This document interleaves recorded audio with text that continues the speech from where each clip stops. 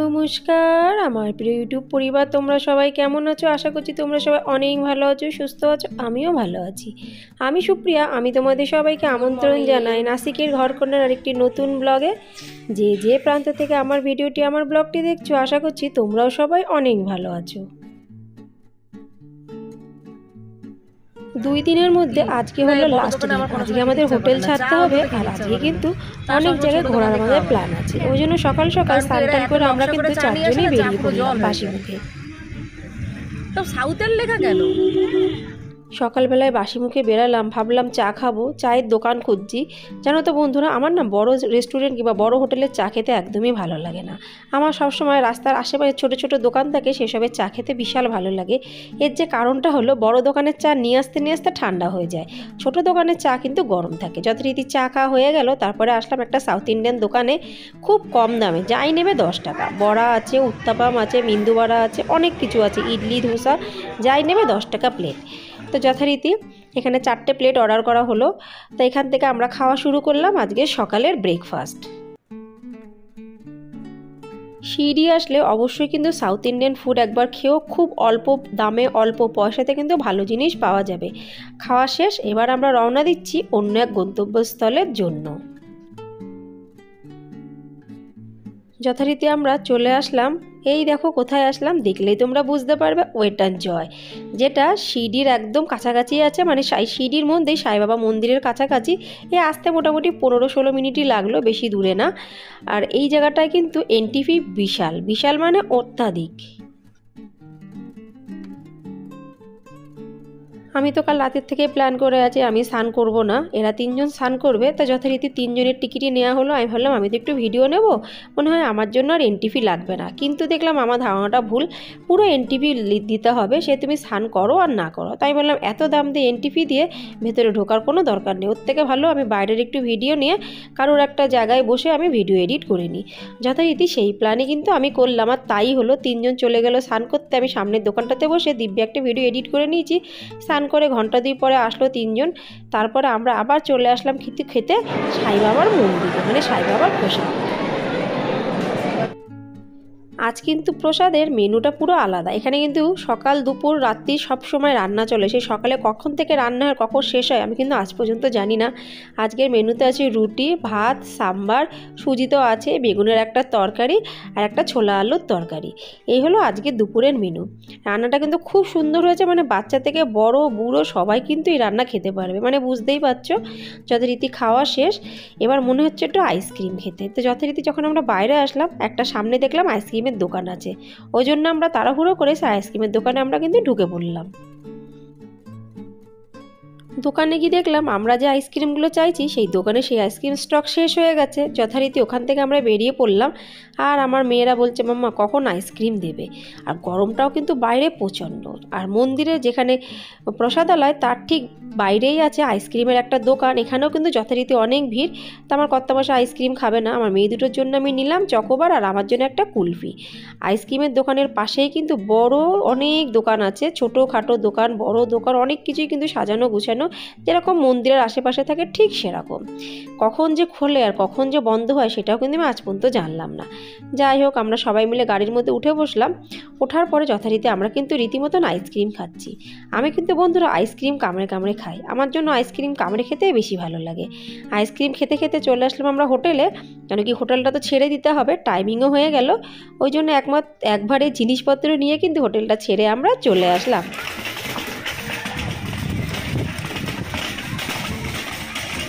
সবাই চান করে নিয়েছে, মানে ওয়েট অ্যান্ড জয়তে সবার চান হয়ে গেছে 3 জনের, আমি ছাড়া। আমাদের খাওয়া হয়ে গেছে, এবার আমরা হোটেল ছেড়ে দিলাম। হোটেল ছেড়ে দিয়ে কিন্তু আমরা আবার যাচ্ছি আর একটা জায়গায়, যেটা কিন্তু সম্পর্কে তোমরা অনেকেই কিন্তু জানো না। দারুণ কিন্তু জায়গা, চলো যাওয়ার পরেই তোমাদের আমি বলছি।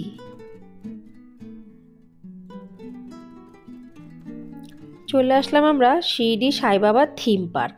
থিম পার্কটা এমন একটা জিনিস, মানে এমন একটা জায়গা যেখানটাতে ভেতরে না গেলে কিন্তু কিছুই বুঝতে পারবে না। আমি বছরখানিক আগে এখানে এসেছি আমার বান্ধবীদের সাথে, আমার মেয়েরা তখন আসেনি।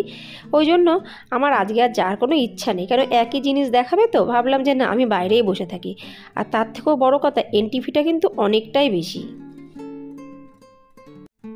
থিম পার্কের যে ভেতরে ঢুকেছি, ভেতরকার সমস্ত দৃশ্যগুলো তোমাদের দেখাচ্ছি। অদ্ভুত জায়গা, অদ্ভুত মানে অদ্ভুত, চোখে নিজে না দেখলে কিন্তু এইগুলো কিছুই কারুকার্যই তোমরা বুঝতে পারবে না।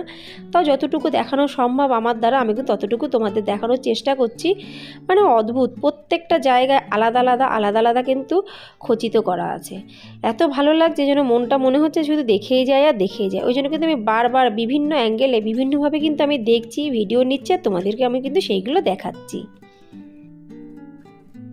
আমার কর্তামশায়ের 2 মেয়ে সকালবেলায় যেখানে স্নান করলো, মানে যে ওয়েটানজয় যেখানে আনন্দ করলো সেইটা আর এই থিম পার্কটা, এই দুটোর খরচা হলো টোটাল 3 জনের 3400 টাকা। মানে বুঝতেই পারছো প্রচুর খরচা। আর যেহেতু আমার দেখা আছে ওই জন্য কিন্তু আমি ইচ্ছাকৃতভাবে ভেতরে যাইনি, কারণ যে জিনিস দেখা আছে সেই জিনিস বারবার দেখতে আমার অতটা ইচ্ছা করে না। ওই জন্য আমি বাইরেই বসে আছি, ঘন্টা দিয়ে বসে আছি, এদিক ওদিক তাকাচ্ছি, সব কিছু দেখছি, বাইরের মানুষদের দেখছি, গাছগাছালি দেখছি, তার সাথে সাথে কিন্তু ভিডিও এডিট করছি। থিম পার্কটা কিন্তু পুরোটাই সাই বাবাকে কেন্দ্র করে, তার মধ্যে আরও অনেক অনেক জিনিসই আছে যেটা চোখে না দেখলে তোমরা বুঝবে না, আর আমি বলেও তোমাদের বোঝাতে পারবো না, ওই জন্য ওইদিকে আর গেলাম না।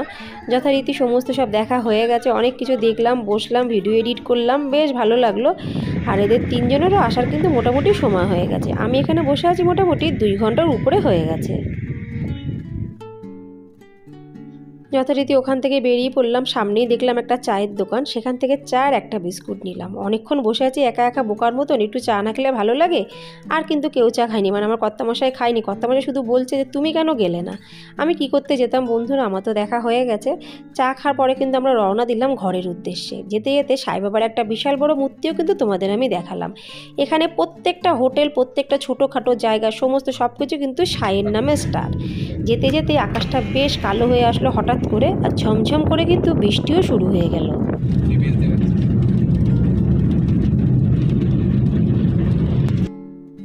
প্রচুর জোরে বৃষ্টি পড়ছে, মানে এত জোরে বৃষ্টি সেটা না বলে আমি বোঝাতে পারছি না। যথারীতি ওই বৃষ্টির মধ্যে দিয়ে আমরা চলে আসলাম বাড়ির দিকে। ঘরের কাছাকাছি একটা হোটেলে আসলাম, কেন কি এখন ঘরে গিয়ে রান্না করে খাওয়াটা সম্ভব না। এখন বাজে রাত্রির মোটামুটি 10:30, 15-11টা। তাই এই সময় দেখছি হোটেলে বেশ ভালোই লোক আছে। যথারীতি আমরাও কিন্তু খাবারটা তাড়াহুড়ো করে অর্ডার দিয়ে দিলাম। আমার কর্তামশাই মেয়েরা মেনু কার্ডের দিকে তাকিয়ে যাচ্ছে আর ঘড়ির দিকে তাকাচ্ছে, কারণ ঘড়ি অনুযায়ী মেনু কার্ডটা কী করে চলবে বলো। যাই হোক, অনেক কষ্টে সুষ্টে অর্ডারগুলো দেওয়া হলো। আর এই দেখো বড় একটা ঝুড়ির মতন এসছে, এটা কিন্তু একটা মশলা পাঁপড়, খেতে কিন্তু অদ্ভুত। তো মশলা পাঁপড় দিয়ে আমাদের খাওয়া শুরু হবে, আর তার সাথে একটু সেউ ভাজা আর এই যে পেঁয়াজ, টমেটো, ধনেপাতা কুচি। অদ্ভুত লাগে কিন্তু এই পাঁপড়টা খেতে। আর এই পাঁপড়টা কিন্তু কেউ একজনে খেতে পারবে না, কম করে 3-4 জন মানুষ লাগবে এই পাঁপড়টাকে শেষ করতে।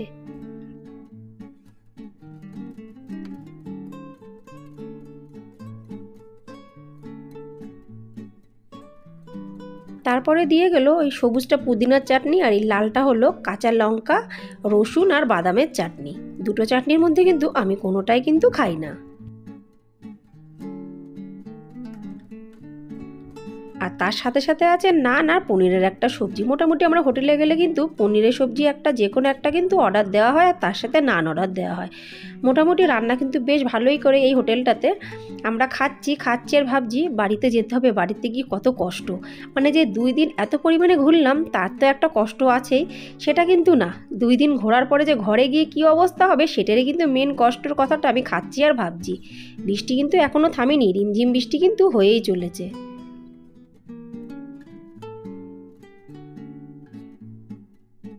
খাওয়া দাওয়ার পর্ব শেষ, ঘোরার পর্ব শেষ, যথারীতি আমরা চলে আসলাম কিন্তু আমাদের বাড়িতে।